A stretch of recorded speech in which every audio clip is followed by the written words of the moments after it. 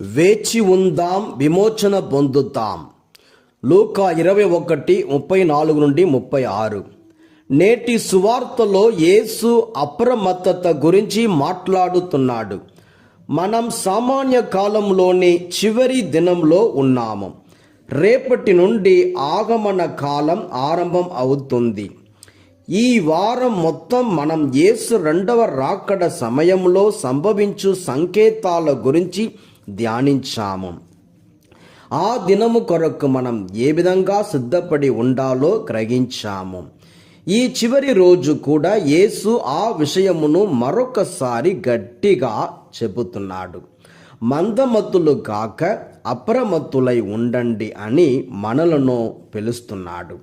ఆ దినము ఊహించని సమయంలో వచ్చును, ఆకస్మికముగా అనుకోని రీతిలో వచ్చును. ఒకవేళ మనం తుచ్చ విషయములలో, తాగుబోతుతనముతో, చీకు చింతలతో మునిగి ఉంటే ఆ దినము ప్రభావమును తట్టుకోలేము.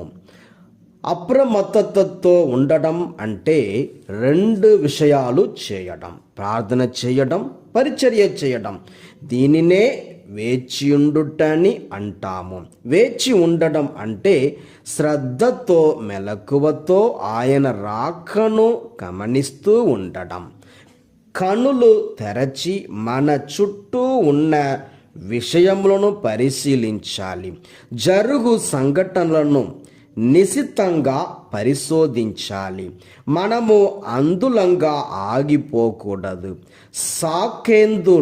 నాకెందుకులే అని కన్నులు మోసుకొని నిద్రించకూడదు. మన మదిలోని తలంపులను, మన మనసులోని ఆలోచనలను తరచి చూడాలి. వాటి పోకడను గమనించాలి.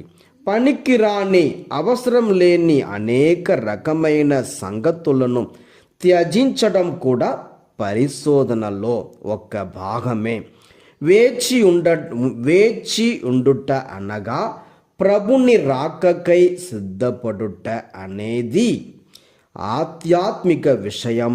అయితే భౌతికంగా మనలను మనం ప్రక్షాళన చేసుకుంటూ, మంచిని వెతుకుతూ ఉన్నత జీవితం వైపు అడుగులు వేయడం మన క్రైస్తవ విశ్వాస విషయం. దేవుడు మనలను దీవించునుగాక.